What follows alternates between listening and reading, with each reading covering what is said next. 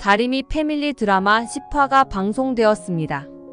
드라마 전개 속도 웬일인가요? 주말 드라마 특성상 출생의 비밀 하나 가지고 마지막 회까지 우려먹고 또 우려먹는 게 하나의 룰처럼 되어 있는데 다리미 패밀리는 그렇지 않았습니다. 출생의 비밀 없는 드라마가 없고 그 비밀 하나 푸는 데까지 시청자 속을 12번도 더 뒤집으니 드라마에 한번 빠진 사람들은 심장이 꾸깃꾸깃 애가 타면서 보는데 다리미 패밀리는 다리미로 쫙 펴주듯이 벌써 출생의 비밀을 풀어버리고 말았습니다. 기존의 주말 드라마보다 방송 회차가 짧아서 속도감 있는 느낌도 있을 텐데요. 차태웅 친엄마 노예리가 비밀을 감추고 살아도 모자를 파네 죽을 나를 받아놓아서인지 친절하게 사진까지 첨부해서 지승돈이 아들 찾기 쉽도록 열심히 도와주고 있으니 고구마 먹을 일은 줄어든 셈입니다. 노예리는 지승돈에게 버림받았던 일이 두고 화가 나 있다가 터트린 것일 수도 있고 차태웅을 보육원에 맡긴 것에 대한 죄책감에 늦게라도 아버지 품에 돌려보내려는 마음을 먹은 것일 수도 있는데요. 차태웅의 사진을 지승돈에게 보낸 것을 보면 노예리도 차태웅에 대해 조사해 볼 것은 다 해봤다는 것이고 현재 지승돈이 어떻게 살아가고 있는지도 다 알고 보냈을 것입니다. 재벌그룹 회장이 된 지승돈에게 처자식이 있는 것을 뻔히 알았을 텐데 지승돈에게 아들이 있다고 이제서야 알려주는 노예리의 속마음은 순수한 의도가 있다고 보기는 어렵습니다. 노예리는 암에 걸려 죽어가고 있다고 말하면서 메일을 보내왔지만 지승돈 입장에서는 노예리의 거짓말에 속아 넘어간 지난 과거가 있기 때문에 그 말을 믿지도 않았고 아들이 있다는 것도 어처구니가 없게 느껴졌는데 노예리가 사진까지 보내줘서 차태웅의 뒷조사를 하기에 이르렀고 차태웅이 정말 자신의 친자가 맞는지 검사를 하게 되었습니다. 지승돈이 백지연과 결혼한 이유는 백지연의 아버지인 백곰이 살아생전 상당한 현찰 부자여서 지승돈에게는 사업상 든든한 버팀목이었기 때문이기도 하지만 번번이 백지연의 일탈을 눈감아주면서 결혼 생활을 유지할 수 있었던 가장 큰 이유는 아들 서강주가 있었기 때문입니다. 서강주가 겉으로는 실속 없는 허당 같아 보여도 누구보다도 지승돈의 속마음을 잘 알고 눈치껏 행동해주는 보석이었는데요. 지승돈은 과거에 노예리에게 호되게 배신당한 이후로 여자들을 믿지 않고 돈만 믿고 살게 되었고 백지연과의 결혼도 사랑 없이 한 거나 마찬가지였지만 알토란 같은 아들 서강주를 키우는 재미도 있었습니다. 서강주는 지승돈의 눈에 들기 위해 자신이 좋아하는 꿈도 포기하고 살았는데 언젠가는 멋진 시나리오를 써서 영화를 제작하는 일이 소원이었고 자기가 쓴 시나리오를 누구보다도 좋아해줬던 이다림에게 끌리지 않을 수 없었던 것입니다. 지승돈에게 친자가 나타났으니 차태웅과 서강주 사이에 기싸움이 앞으로 펼쳐질 것인데요. 지승돈은 노엘이라면 치를 떠는 사람이라 느닷없이 나타난 차태웅을 아들로 인정하기 싫었고 후계자 자리를 두고 아들끼리 싸우는 꼴을 본다는 것은 더욱 취향에 안 맞지만 차태웅에게 직접 찾아가 아버지라고 밝힌 것으로 보아 서강주에게 차태웅의 존재를 직접 알려주게 될 것입니다. 지승돈이 유전자 검사를 하기 위해 차태웅의 검체를 입수하러 청렴 세탁소에 찾아온 것을 모르는 고봉이는 다리미의 수술비를 지승돈에게 빌렸다는 차용증을 전해주기 위해 들른 줄 알았고 보육원에서 나와 청렴 세탁소에서 알바를 하며 힘들게 먹고 살아온 차태웅에게 그룹 회장 아버지가 있을 줄은 상상도 못하였습니다. 고봉이는 차태웅을 친아들과 마찬가지로 키우면서 100억의 돈이 집안에 들어온 후로 차태웅의 인생도 활짝 펴게 해주겠다고 꿈에 부풀어 있었는데요. 지승돈이 던져주고 간 유전자 검사 서류를 차태웅이 의미심장한 눈빛으로 들고 서 있는 것을 보자 청렴 세탁소를 떠나 취직을 하려는 건가 싶어 서운해합니다. 한편 이다림은 눈수술이 성공적으로 끝난 줄 알았지만 부작용이 생겨서 자신도 모르게 사람들에게 윙크를 남발하게 되었는데 엄마가 빌린 수술비 8억을 갚기 위해 취직을 해보려고 하지만 경력도 없는 데다가 자신이 통제하지 못하는 윙크 날리기로 괜한 오해만 불러일으키니 취업을 포기하고 녹즙 배달을 하게 되었습니다. 서강주는 이다림이 힘들게 배달일을 하는 것을 보고 지승돈의 비서 자리에 앉히고 싶어 하는데 이다림은 서강주가 제안한 직업이 지승돈의 비서직인 줄 모르고 거절했었지만 지승돈에게 고마움을 전하러 갔다가 지승돈의 비서가 될 기회를 얻게 될 것입니다. 고봉이는 이다림에게 지승돈이 돈을 빌려준 것이라고 말했는데 혹시나 주변 사람들에게 돈의 출처를 의심받을까봐 지승돈에게 차용증을 써달라고 부탁을 하였고 지승돈은 자기가 빌려주지도 않은 8억이 어디서 나서 고봉이가 수술비를 댔는지 의심이 갔지만 고봉이는 차용증을 써주지 않으면 지승돈이 과거에 가짜 여대생에게 속아서 연애를 한 것을 회사 게시판에 다 올려버리겠다면서 협박을 하는 바람에 마지못해 써주었습니다. 서강주가 세탁소에 불을 냈기 때문에 지승돈이 대신 보상금을 주든지 동창의 딸이 눈수술을 한다는데 돈을 빌려줄 수 있다고 생각은 들지만 고봉이는 아들 무림이의 결혼을 앞두고 산에서 가져온 돈의 일부를 쓰기로 하였고 돈 들어오는 구멍은 없는데 집안의 돈쓰리를 걱정을 안 하게 되었으니 이무림이나 이차림도 이상하게 생각하게 될 것입니다. 하지만 누구보다도 궁금해할 사람은 백지연이 될 텐데요. 백지연은 100억을 잊지 못해서 백곰의 밑에서 일했던 김성훈을 찾아가 20%를 떼주는 조건으로 돈을 찾아달라고 부탁을 하였고 현재는 저축은행장이 된 김성훈은 자신이 직접 구린 돈을 찾아 나설 입장이 안 되니 과거에 같이 일하던 러브캐피탈 직원에게 일을 시켜 돈의 행방을 조사하게 하였습니다. 고봉이와 함께 산에서 돈을 가져온 이만득과 안길래는 돈을 마땅히 숨길 곳이 없어서 침대를 들여놓았는데 잠자리가 영 불편해서 죽을 지경이지만 가족들에게 들키지 않으려면 참아야 했고 이제는 주인도 없는 돈을 그냥 두면 뭐하나 싶어서 무림이의 결혼식 축의금으로 둔갑시켜서 이무림에게 돈을 나눠줄 마음을 먹게 되었습니다. 돈이 없어서 처가살이를 해야 하는 손주보기가 마음이 아팠는데 가짜 축의금 봉투를 만들어서 보태줄 생각을 하니 만득과 길래는 물론 고봉이도 행복했고 보잘것없는 세탁소집 아들 결혼식에 하객도 없이 축의금 봉투만 쌓이는 것도 의심을 받을 것이 분명하니 만득과 길래는 동네 사람들에게 부조금을 안 받으니 식사를 하러 오라고 말해두었습니다. 러브캐피탈 직원인 상순과 철순도 이만득이 하는 말을 듣고 솔깃해하는데 청렴 세탁소가 불에 다 타서 울어도 시원찮을 마당에 무축의금 결혼식이라니 평범한 가정집에서 있을 수 있는 일인가 싶고 아무리 보아도 이만득이 부잣집 어른으로는 안 보이는 행색이라 의심을 하게 될 것입니다. 상순과 철수는 은행장 김성훈에게도 이 이야기를 흘리게 되고 백지연은 고봉이네 집이 그런 결혼식을 한다는 것이 이해가 안 되어 고봉이에게 돈이 어디서 났냐고 물어보게 될 것입니다. 더군다나 고봉이의 딸이 8억이나 되는 수술을 받고 눈을 뜨게 되었다고 하고 돈이 없어서 절절매던 고봉이의 모습을 찾아볼 수 없으니 궁금해지는데 이다림이 지승돈의 비서로 일하게 되면서 지승돈이 고봉이에게 8억을 빌려줬다는 사실에 열받고 맙니다. 백지연은 100억 사고를 친 후 지승돈과의 관계가 소홀해졌는데 용서를 해주지 않는 지승돈과 차라리 이혼을 해버릴까도 싶었지만 그래도 행복했던 과거의 결혼 생활을 떠올리며 다시 한번 지승돈에게 잘못했다고 빌었고 지승돈은 백지연에게 한 번만 더 이혼하자는 말을 하면 그때는 진짜 이혼이라고 경고를 했습니다. 지승돈은 세상에서 거짓말을 하는 사람을 제일 싫어하는데 이제 역으로 백지연에게 거짓말을 해야 하는 상황에 직면하게 되니 백지연과 타협을 본 셈이었는데요. 머릿속에는 차태웅 일로 복잡하기 때문에 백지연에게 신경 쓸 여유가 없었습니다.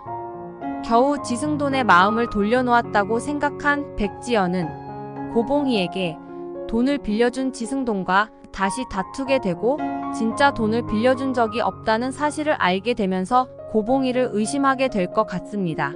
아무래도 백지연의 집에 100억이 있다는 사실을 아는 사람은 백지연의 집에 늘 드나드는 사람 중에 하나라고 의심을 하고 있던 중이었고 오기사는 끝끝내 발뺌하고 있으니 백지연은 다른 사람에게 의심의 화살을 돌리게 될 것입니다. 이다림은 눈 수술이 성공하고 녹즙 배달을 다니면서 지승돈을 멀리서 볼 때마다 아, 저분이 나를 구원해 주신 분이구나 감사한 마음을 감출 수가 없는데 고봉이는 따로 자기가 인사를 하면 된다고 말했지만 이다림은 그냥 기다릴 수만은 없었습니다. 녹즙 배달을 하러 온 김에 꼭 지승돈에게 감사 인사를 하고 가야겠다고 마음먹은 이다림은 회장실로 향했고 지승돈은 이다림을 보고 의아하게 생각합니다. 아가씨 나랑 아는 사이예요?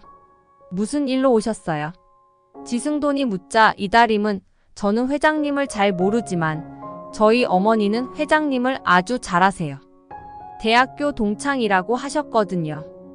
회장님이 이번에 저희 어머니께 돈을 빌려주셔서 제가 수술을 받을 수 있게 됐어요. 하자 지승돈은 그제야 이다림이 고봉이의 딸인 것을 알게 됩니다. 아, 어머니 성함이 고봉이인가요? 아가씨 이름은 뭐예요? 우리 회사에 배달을 다니는 모양인데 난 오늘 처음 보는군요. 하고 말하자 이다림은 네, 제 이름은 이다림이고요. 눈수술 받고 나서 처음 하는 일이라 얼마 되지 않았어요. 회장님 출근하시기 전에 하는 일이라서 절 보지 못하셨을 거예요. 이다림의 말에 젊은 사람이 그런 일을 하는 건 못 봤는데 아가씨는 좀 독특한 데가 있군요. 힘들지는 않아요? 하자 이다림은 하나도 안 힘들어요. 전 제가 남들처럼 일을 할 수 있다는 것만으로도 얼마나 행복한데요. 남들이 일하는 모습 볼 수 있다는 것도 행복하고 지금은 다 좋아요. 이게 다 회장님 덕분이에요. 제가 회장님 때문에 눈을 떴잖아요. 저는 앞으로 회장님을 제 아버지로 생각하고 평생 이 은혜 갚겠습니다. 이다림이 말하자 지승돈은 고봉이의 남편이 일찍 죽었다는 말이 생각나는데 돈을 빌려주지도 않았는데 이다림에게서 이런 말을 들어도 되나 마음이 심란합니다. 당장 내가 돈 빌려준 게 아니라고 말하고 싶지만 고봉이가 협박한 말도 있고 정말 고봉이가 자식 눈뜨게 한다는 핑계로 어떤 엄청난 범죄를 저질렀는지 알 수도 없는 상황에서 섣불리 말했다가는 이다림이 의심하고 상처받을 수 있겠다는 생각이 들어 망설여집니다. 지승돈은 이다림에게 그거야 이다림 씨 어머니가 내 동창이기도 하고 나도 과거에 돈을 빌렸던 적이 있어서 겸사겸사 갚은 것 뿐이니 뭐 그렇게까지 감사할 필요는 없어요. 이제 잘 보이게 됐으니 엄마가 뭐하고 다니시나 잘 살펴드리면 되겠네요. 그만 나가봐요. 지승돈은 이다림을 내보냈고 이다림은 지승돈이 실제로 봐도 너무 좋은 사람으로 생각돼서 집에 와서도 지승그룹을 검색해봅니다. 우리 언니가 성격이 얼마나 까칠한데 그런 언니가 계속 다니는 직장이면 뭔가가 있는 거야. 역시 회장님을 직접 만나고 오니 언니가 왜 그 회사에 다니는지 알겠다. 나도 그 회사 다니고 싶다. 정말 하며 행복해하는데 구인 광고를 우연히 보게 됩니다. 회장실 비서직이었는데 월급이 많아 보이진 않지만 돈보다 지승돈 회장님께 은혜를 갚아야 한다는 생각뿐입니다. 이다림은 지승돈을 다시 찾아가 비서로 일해보고 싶다고 하는데 지승돈이 빌려준 돈을 갚을 때까지 월급을 절대 받지 않고 일만 하겠다고 말합니다. 지승돈은 아무리 그래도 그렇지 이다림 씨 집안 형편도 안 좋은데 월급도 안 받고 일한다는 건 좀 무리인 것 아니에요?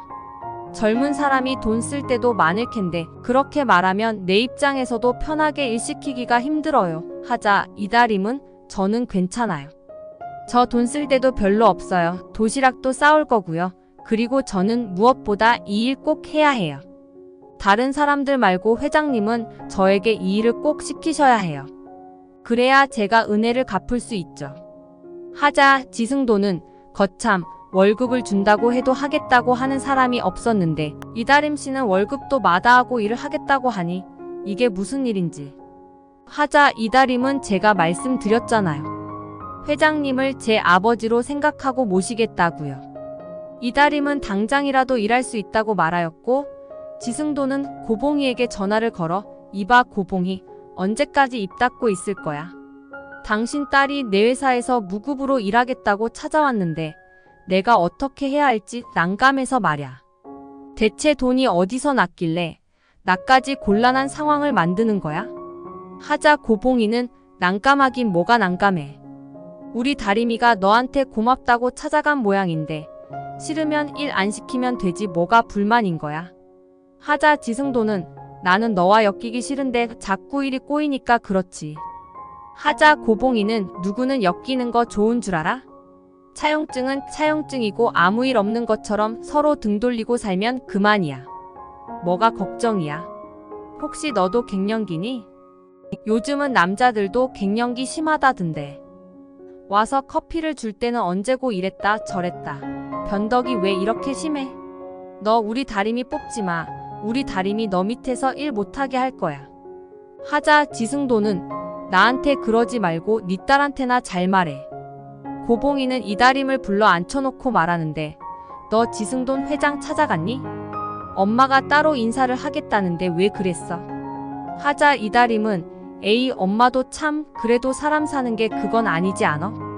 내가 어린애도 아니고 말야. 내가 눈이 안 보였지 입이 막힌 것은 아니잖아. 회장님 덕분에 이렇게 이쁜 우리 엄마 얼굴도 보게 되었는데 어떻게 가만 있을 수가 있겠어? 나는 어른이잖아. 내가 할 일은 내가 해야지 안 그래? 그 회장님 정말 눈빛도 선한 게 꼭 아버지 보는 것 같았단 말이야. 하자 고봉이는 다림의 아버지인 이종구 생각에 잠기는데 망할 인간. 내가 너만 아니었으면 승돈 씨랑 결혼해서 지금쯤은 재벌집 사모님으로 살았을 건데. 그놈의 순정이 뭔지.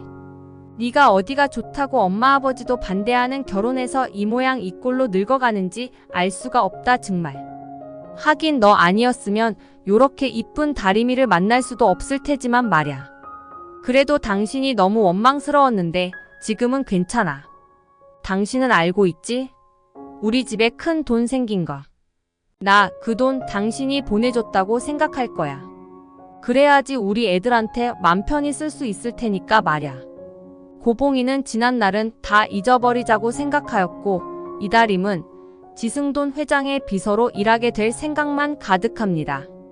한편 차태웅은 자신에게 유전자 검사지를 던져주고 막말만 하고 간 지승돈에게 화가 나 있는데요. 뭐야, 내 부모님은 내가 어디서 살고 있는지 다 알고 있었던 거야. 나를 버린 엄마도 그렇고 수십 년 만에 나를 찾아온 아버지도 그렇고 둘 다 나를 찬밥 취급하네. 날 키우고 싶지 않아서 보육원에 버린 거 두 분 다 무슨 사정이 있겠지. 억지로 이해해 보려고 했는데 세월이 이렇게 많이 흘렀는데도 두 사람 다 날 벌레 보듯이 하고 있었네. 차태웅은 속으로 친부모에 대한 환멸이 느껴지는데 일단 지승돈이 알려준 노엘이 연락처로 전화를 해봅니다.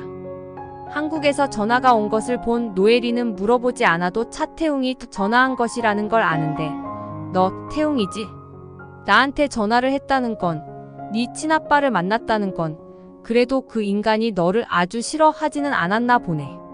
하자 차태웅은 날 버렸으면 둘 다 죽을 때까지 숨기고 살지. 이제 와서 왜 알린 거야? 난 당신을 찾고 싶지도 않고 그리워한 적도 없었어. 내가 원하지 않는 일을 당신들이 뭔데 만들어?